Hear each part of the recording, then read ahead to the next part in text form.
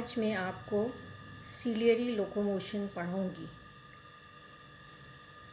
सीलिया class सीलिएटा के जंतुओं के लोकोमोटरी ऑर्गेनेल्स होते हैं। सीलिया बहुत ही फास्ट और एक्टिव लोकोमोटरी ऑर्गेनेल्स हैं प्रोटोजोआ के। मतलब सीलिएट्स जो होते हैं वो बहुत ही एक्टिवली और फास्ट मूव करने वाले जंतु होते हैं। सीलिया बहुत ही फाइन हेयर लाइक स्ट्रक्चर्स हैं जो पैरामीशियम के पूरे शरीर पर पाए जाते हैं। सीलिया की एवरेज लेंथ 10 to 12 माइक्रॉन्स होती है और उसका डायमीटर 0.27 माइक्रॉन्स होता है। सीलिया पूरे शरीर पर पैरामीशियम के प्रेजेंट होते हैं। कॉर्डल रीजन में पाए जाते हैं जिन्हें हम कॉर्डल सीलिया भी कहते हैं, और बकल रीजन में भी पाए जाते हैं या बकल कैविटी में पाए जाते हैं जिन्हें हम बकल सीलिया भी कहते हैं। सीलिया का हम स्ट्रक्चर पढ़ेंगे, means structure of a cilium, fine structure of a cilium. हर एक सीलियम जो होती है उस पर एक आउटर मेम्ब्रेन पाई जाती है जिसे हम प्रोटोप्लाज्मिक शीथ कहते हैं। अंदर एक मैट्रिक्स होती है जो फ्लूइड लाइक सब्सटेंस की बनी हुई होती है। इस मैट्रिक्स के अंदर 11 लॉन्जिट्यूडनल फाइब्रल्स पाए जाते हैं।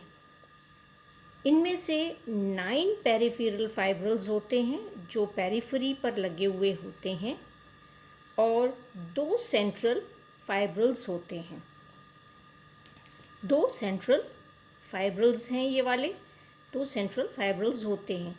ये जो 9 पेरिफेरल फाइब्रल्स लगे हुए हैं बाहर की तरफ, they are double in nature, मतलब 2 हैं ये, सब फाइब्रल ए एंड सब फाइब्रल बी। सब फाइब्रल ए जो होता है वो सब फाइब्रल बी से थोड़ा सा थिक होता है। सब फाइब्रल ए से 2 आर्म्स निकले हुए हैं, एक है आउटर आर्म और दूसरा है इनर आर्म। जो आउटर आर्म्स हैं वो क्लॉकवाइज डायरेक्शन में रन करते हैं और जो इनर आर्म जो है वो कनेक्टेड रहता है, जो सब फाइब्रल बी है उससे वो कनेक्टेड रहता है। 2 सेंट्रल जो फाइब्रल्स होते हैं वो सिंगल हैं और प्रत्येक सेंट्रल फाइब्रल से की जो दूरी होती है या जो डिस्टेंस होता है वो 350 एंगस्ट्रॉम यूनिट होता है। जबकि हम देखें तो सब फाइब्रल ए एंड बी जो होता है उनका डायमीटर जो होता है 180 to 250 एंगस्ट्रॉम होता है, और जो सेंट्रल फाइब्रल हैं जो सिंगल हैं नेचर में उनका डायमीटर 150 एंगस्ट्रॉम यूनिट होता है। दोनों के बीच का डिस्टेंस जो होता है वो 350 एंगस्ट्रॉम यूनिट्स का होता है। दोनों ही सेंट्रल फाइब्रल्स जो हैं उन पर एक शीथ है, ये कवरिंग शीथ होती है, कॉमन शीथ है जो कवर कर रही है इनको। जो सेंट्रल शीथ है उससे 9 लॉन्जिट्यूडनल या हम कहें connecting links, radial connecting, not longitudinal but radial connecting links निकले हुए हैं, और ये जो कनेक्टिंग लिंक्स हैं इन्हें रेडियल स्पोक्स कहते हैं। और ये रेडियल स्पोक्स जो हैं वो सब फाइब्रल ए से जुड़े हुए हैं। ये रेडियल स्पोक्स सब फाइब्रल ए से जुड़े हुए हैं।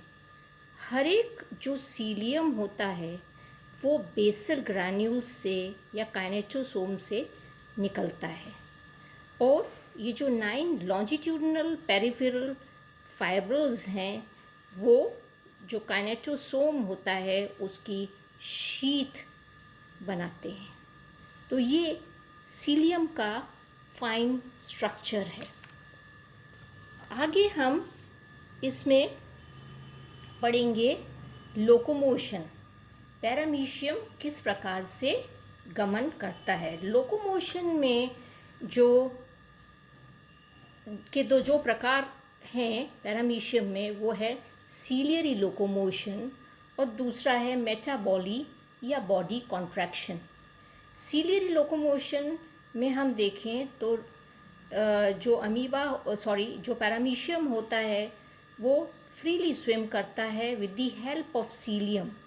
सीलिया जो होते हैं वो पेंडुलम की तरह ऑसिलेट करते हैं। सभी बॉडी के सीलिया, प्रत्येक बॉडी का जो सीलिया होता है वो पेंडुलम की तरह ऑसिलेट करता है और हर एक ऑसिलेशन में 2 स्ट्रोक्स होते हैं जो एक बीट बनाते हैं। पहला स्ट्रोक जो होता है उसको हम कहते हैं इफेक्टिव स्ट्रोक। इसमें सीलिया जो होता है बहुत ही रिजिड हो जाता है, मीन्स हार्ड हो जाता है, और उसका जो फ्री एंड होता है, ये आप चित्र में देखिए कि जो सीलिया है वो इफेक्टिव स्ट्रोक में ये देखिए रिजिड है बहुत, और बैकवर्डली डायरेक्टेड होता है और बहुत तेज़ी से ये पानी में चलता है या कहें स्ट्रोक करता है। रैपिड स्ट्रोक होता है पानी में सीलिया का। धीरे धीरे ये क्या होता है आप देख रहे हैं चित्र में, फर्स्ट में ये रिजिड है, सेकंड में थोड़ा सा लिम्प हो रहा है, आप कहें कि कमज़ोर हो रहा है या इसकी गति कम हो रही है, थर्ड में और कम हो रही है, फोर्थ में और कम है और फिफ्थ में और कम आप इसकी गति देख रहे हैं। इसका मतलब है धीरे धीरे सीलिया 5th स्टेज में आकर ये रिलैक्स होना शुरू करता है। सेकंड स्ट्रोक जो होता है वो रिकवरी स्ट्रोक होता है। ये जो सीलिया आप देख रहे हैं 6 में, ये रिलैक्स स्टेट में है, कम्प्लीटली रिलैक्स स्टेट में सीलिया है 6th में। धीरे धीरे आप देख रहे हैं 7 में थोड़ा ऊपर उठ रहा है, 8 में और 9 में और 10 में बिल्कुल ऊपर। इसका मतलब जो रिलैक्स सीलिया जो होता है वो धीरे धीरे अपनी ओरिजिनल पोजीशन में रिटर्न हो रहा है इफ़ेक्टिव स्ट्रोक में। इससे क्या होता है कि it offers least resistance to water, and इसके कारण क्या होता है कि जो बॉडी होती है वो आगे की तरफ बढ़ती है, क्योंकि पीछे की ऑपोजिट डायरेक्शन में एक पुल क्रिएट होता है, और जिस प्रकार से चप्पू चलाया जाता है पानी को काटने के लिए पीछे की तरफ और नाव आगे बढ़ती है, उसी प्रकार से ये पानी को ऑपोजिट डायरेक्शन में काटते हैं सीलिया और बॉडी आगे की तरफ ये बढ़ती है। तो ये होता है। अब इसमें हम देखें जो सीलिया होते हैं, सीलियरी मूवमेंट जो होता है वो कभी भी स्ट्रेट लाइन में नहीं होता। सीलिया जो होते हैं वो कभी भी स्ट्रेट फॉरवर्ड डायरेक्शन में कभी भी वो नहीं बीट करते हैं।